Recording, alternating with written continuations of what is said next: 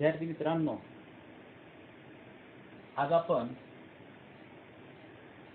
आजच्या तासिकेला पूर्णांक संख्यांचा गुणाकार व भागाकार यावरील उदाहरण आपण पाहणार आहोत। पाठीमागच्या भागामध्ये आपण पूर्णांक संख्यांचा गुणाकार कसा केला जातो तसेच पूर्णांक संख्यांचा भागाकार याबाबत आपण अधिक माहिती घेतलेली आहे। आपण या गुणाकार किंवा भागाकारासाठी असणाऱ्या दोन नियमांचा अभ्यास केलेला आहे। अतिशय सोपे नियम आपल्याला माहित आहेत की ते नियम गुणाकाराची क्रिया तसेच भागाकाराच्या क्रियासाठी लागू असतात किंवा त्या दोन नियमांचा वापर केला जातो। जेव्हा आपल्याला धनसंख्या आणि धनसंख्या यांचा जेव्हा आपल्याला गुणाकार किंवा भागाकाराची क्रिया असते तेव्हा आपल्याला उत्तरामध्ये आपल्याला धनचिन्ह देतो। त्यानंतर जेव्हा आपल्याला ऋण आणि ऋण संख्या असतील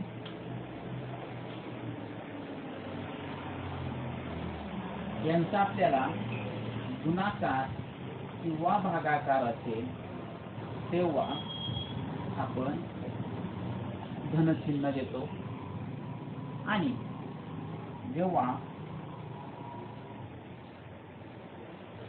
एक धन संख्या पूर्णांक संख्या आणि दुसरी ऋण पूर्णांक संख्या असेल किंवा पहिली ऋण संख्या आणि दुसरी धन संख्या असेल आणि त्यांचा गुणाकार किंवा भागाकाराची क्रिया असेल तेव्हा आपल्याला ऋण चिन्ह मिळते। या दोन नियमांचा आपल्याला या ठिकाणी वापर करायचा। थोडक्यात काय, जेव्हा आपल्याला दोन्ही दिलेल्या पूर्णांक संख्या या धन असतात तेव्हा त्यांचा गुणाकार हा धन असतो आणि जेव्हा दोन्ही ऋण संख्या असतात तेव्हा त्यांचा गुणाकार किंवा भागाकाराची क्रिया असेल तर ती क्रियाला आपण धनचिन्ह देतो। म्हणजे थोडक्यात समान चिन्ह असेल तर आपण धनचिन्ह देतो। या ठिकाणी आपल्याला एखादी संख्या म्हणजे पहिली संख्या पूर्णांक संख्या धन असेल, दुसरी ऋण असेल किंवा पहिली ऋण आणि दुसरी धन म्हणजे एक धन आणि एक ऋण संख्या असेल आणि त्यांच्या गुणाकाराची किंवा भागाकाराची क्रिया असेल तेव्हा आपण त्याला ऋण चिन्ह देतो। ह्या दोन नियमांचा आपल्याला वापर करून या ठिकाणी आपण काही उदाहरणं घेणार आहोत। आपण आता उदाहरणं पाहूया। आता पहिलं उदाहरण पाहूया आपण। 3 गुणिले 7। आता या ठिकाणी 3 गुणिले 7 ह्या दोन्ही पूर्णांक संख्यांना इथं धनचिन्ह आहे तेव्हा आपण या अंकांचा गुणाकार केला पूर्णांक संख्याचा 7 त्रिक 21 आणि चिन्हांचा विचार करता दोन्हीला धनचिन्ह आहे। जेव्हा दोन्हीला धनचिन्ह आणि गुणाकाराची क्रिया आहे तेव्हा आपल्याला काय होतं, धनचिन्ह येतं। म्हणून या ठिकाणी आपल्याला काय मिळालं, 3 गुणिले 7 बरोबर 21 आपल्याला हे मिळालं। आणखी उदाहरण पाहूया आपण। 12 गुणिले वजा 3। याच्यात काय आहे बघा, आता या ठिकाणी एक धन पूर्णांक संख्या आहे, दुसरी ऋण पूर्णांक संख्या आहे आणि यांचा काय आहे, या ठिकाणी गुणाकार आहे। ऋण पूर्णांक संख्या असल्यामुळे आपण या ठिकाणी तिला कंसामध्ये लिहूया। म्हणजे 12 गुणिले ऋण 3, एक धन पूर्णांक एक ऋण पूर्णांक जेव्हा एक धन पूर्णांक आणि ऋण पूर्णांक त्यांची गुणाकाराची क्रिया असते तेव्हा आपल्याला ऋण चिन्ह येतं. म्हणून या ठिकाणी ऋण चिन्ह येईल आणि 12 गुणिले 3 36 म्हणून आपल्याला या दोन संख्यां पूर्णांक संख्यांचा गुणाकार -36 मिळालेला आहे. आणखी एक उदाहरण पाहूया आपण. -4 गुणिले -5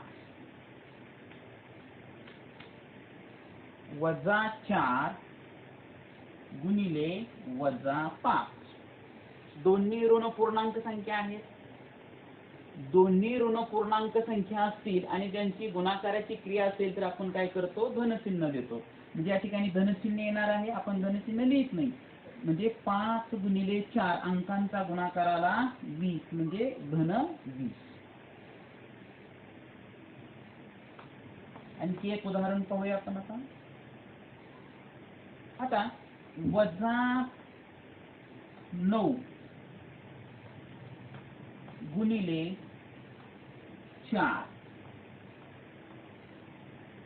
-9 गुणिले 4 इथे बघा एक ऋण पूर्णांक संख्या आहे, एक धन पूर्णांक संख्या आहे.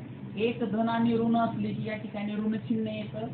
9 चौक 36 म्हणजे एक लक्षात घ्यायचं, जेव्हा दोन्हीला समान चिन्ह असतील, दोन्हीला धन चिन्ह असो दोन्हीला ऋण चिन्ह असो, दोन्ही पूर्णांक संख्यांना धन चिन्ह असो किंवा दोन्ही पूर्णांक संख्यांना ऋण चिन्ह असो, तेव्हा आपल्याला त्यांच्या गुणाकाराला धनचिन्हच द्यायचं, एवढं लक्षात ठेवायचं.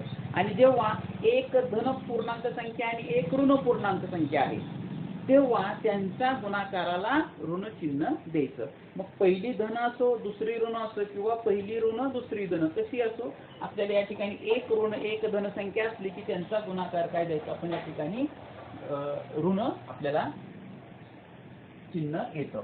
आणखी काही उदाहरणं पाहूया आपण आता.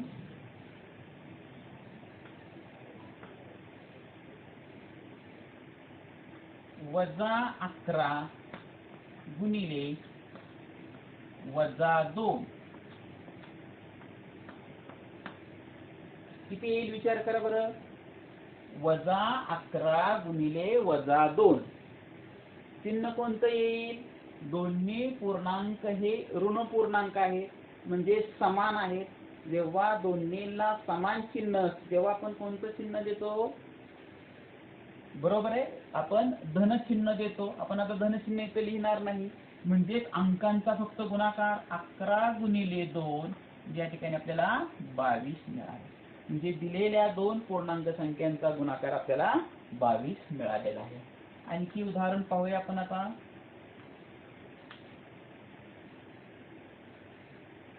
-1 गुणिले 3 -1 गुणिले 3 किती येईल आता, एक धन संख्या एक ऋण संख्या म्हणजे ऋण चिन्ह येईल. 3 एके 3. आणखी एक उदाहरण पाहूया आता. -40 गुणिले 0 -40 गुणिले 0. आता काय येतं आपल्याला, ते शून्यानं कोणत्याही पूर्णांक संख्येला गुणलं किंवा कोणत्याही संख्येला गुणलं, शून्यानं कोणत्याही संख्येला गुणलं तरी काय येतं, 0 येतं. म्हणून आपण या ठिकाणी गुणाकाराला 0 आला. मग धन पूर्णांक असो ऋण पूर्णांक असो, इथं 40 गुणिले 0 असतं तरी 0 येतं. शून्याला कोणतंही आपण चिन्ह देत नाही किंवा चिन्ह नसते आपण मानतो, म्हणजे शून्याला धन चिन्ह नसते त्याचप्रमाणे ऋण चिन्ह देखील नसते. एक शेवटचं एक उदाहरण आपण या ठिकाणी आणखी पाहूया आता.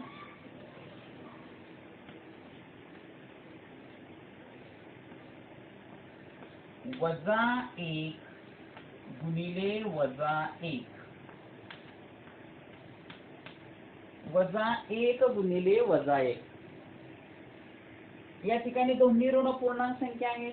दोन्ही ऋण पूर्णांक संख्या असतील तर आपण काय करतो, त्याला दोन्ही ऋण पूर्णांक संख्या त्यांचा गुणाकाराची क्रिया असेल तर आपण धनचिन्ह देतो. म्हणजे या ठिकाणी धनचिन्ह येणार आहे आणि 1 गुणिले 1 आपल्याला 1 मिळणार आहे. म्हणजे अशा पद्धतीने आपल्याला या ठिकाणी पूर्णांक संख्यांचे काही गुणाकाराची काही उदाहरणं आपण या ठिकाणी आता घेतलेली आहेत.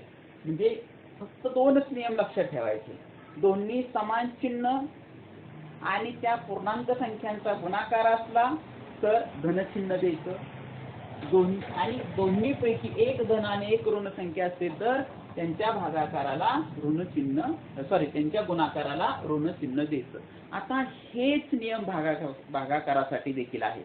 म्हणजे दिलेल्या दोन पूर्णांक संख्यांचा भागाकार करताना सुद्धा आपल्याला याच दोन नियमांचा वापर करायचा आहे. म्हणजे या ठिकाणी दोन्ही धन पूर्णांक असो आणि त्यांचा भागाकार असो किंवा दोन्ही ऋण पूर्णांक असो त्यांचा भागाकार असो आपल्याला धन पूर्णांक संख्या मिळतील.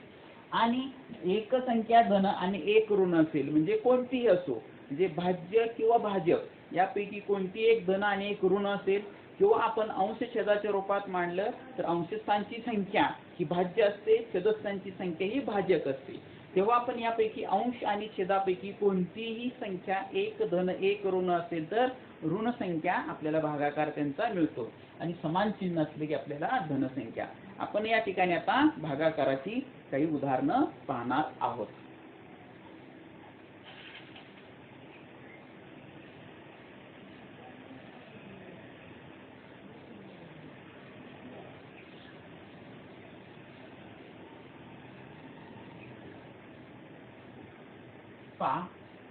आपण आता भागाकारावर आधारित काही उदाहरण आपण आता पाहूया.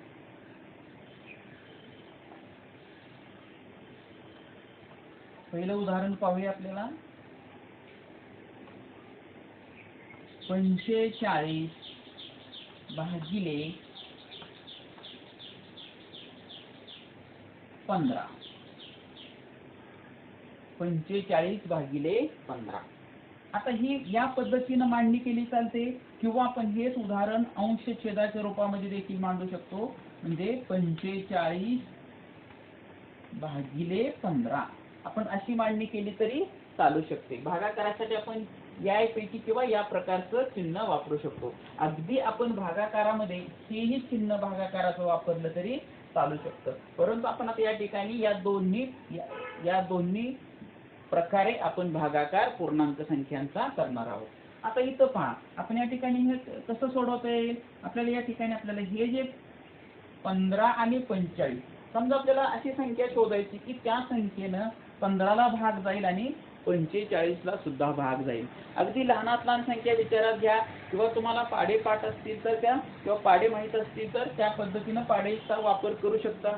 किंवा आपण काय करायचं, अंश आणि छेदाची जो संख्या दिलेल्या आहेत पूर्णांक संख्या त्यांचे अवयव पाडायचे.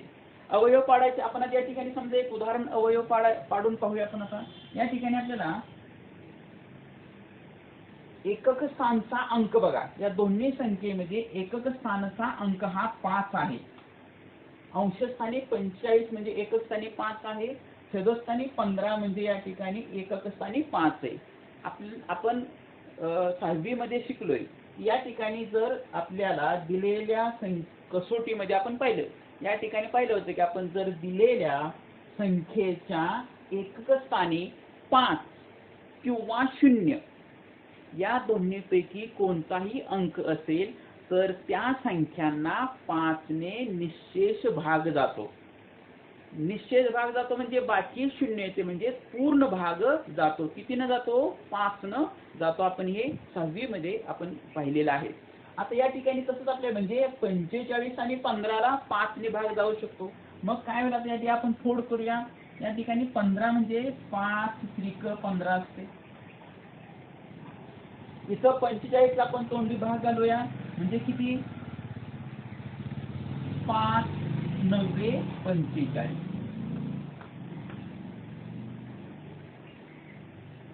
आता या ठिकाणी काय झालं, आता बघा आपल्याला माहिती आहे अंश आणि छेदस्थानी जर समान अंक असतील तर काय होतात, ती अंक आपल्याला एकमेकाला भागाकारामध्ये निघून जातात.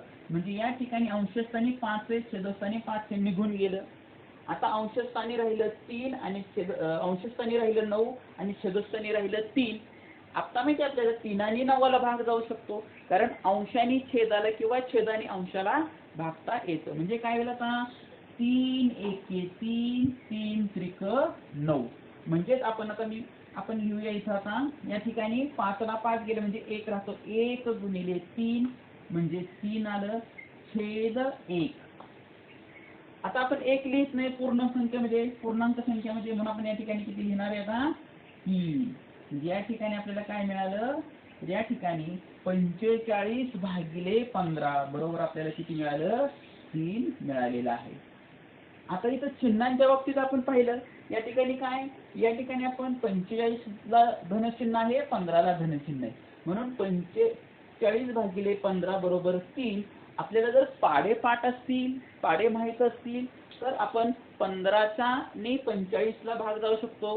15 त्रिक 45 म्हणजे तुम्ही डायरेक्ट आपण 3 लिहिता येऊ शकेल भागाकार. म्हणजे अशा पद्धतीने आपल्याला या ठिकाणी आमचा भागाकार करता येऊ शकतो. आता या ठिकाणी आणखी एखादं उदाहरण पाहूया आता.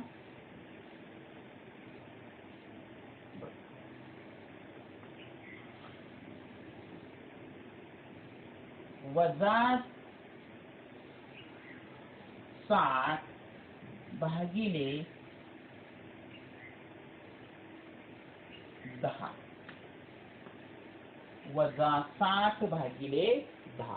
आता काय होईल इथं बघा आता बरोबर या ठिकाणी आपल्याला 10 आणि 60 हे आपण वेगवेगळ्या प्रकारे सोडवू शकतो. आता या ठिकाणी बघा एकच स्थानी 0 आहे म्हणजे 10 ने पूर्ण भाग जाऊ शकेल. 0 असेल तर 10 ने भाग जाऊ शकतो. आता आपण 5 ची कसोटी पाहिली 0 जर असेल दोन्ही संख्या तर 5 ने देखील भाग जाऊ शकतो. मग 5 ने घालवता येईल तेव्हा आपल्याला 5 पेक्षा 10 ने भाग घालवणं सोपं आहे कारण 10च्या पाड्यामध्ये 60 आहे आपल्याला माहिती. किंवा त्याचे आपण थोडंही करू शकतो काय की 10 गुणिले 1 आणि 60ची फोड हे वजा चिन्ह तसंच राहील 10 गुणिले 6. आता काय होईल या ठिकाणी आपल्याला 10 आणि 10 आहेत हे 10 निघून गेले म्हणजे या ठिकाणी आपल्याला काय राहिलं पुढं वजा 6 छेद 1 गुणिले 1 म्हणजे 1 राहिलं. वजा 6 छेद 1 म्हणजेच भागिले 1 बरोबर आपल्याला मिळालं वजा 6. म्हणजे या ठिकाणी अंशस्थानी किंवा छेदस्थानी कुठेही ऋण चिन्ह असेल तर आपल्याला उत्तर काय येतं ऋण चिन्ह येतं. आता इथं 60ला ऋण चिन्ह आहे त्याच्याऐवजी 10ला ऋण चिन्ह असतं. इथल्या ऐवजी जर आपल्याला इथं असं ऋण चिन्ह असतं म्हणजे 60 भागिले वजा 10 असतं तरी उत्तर आपलं काय येणार आहे वजा 6 येणार आहे. म्हणजे अशा पद्धतीने आपल्याला या ठिकाणी भागाकार करता येतो. म्हणजे या ठिकाणी समान चिन्ह असेल तर भागाकारामध्ये धनचिन्ह येतं आणि एक धन आणि एक ऋण असेल तर ऋण चिन्ह येतं. हे आपण या ठिकाणी पाहिलेले. आणि एक उदाहरण पाहूया आता.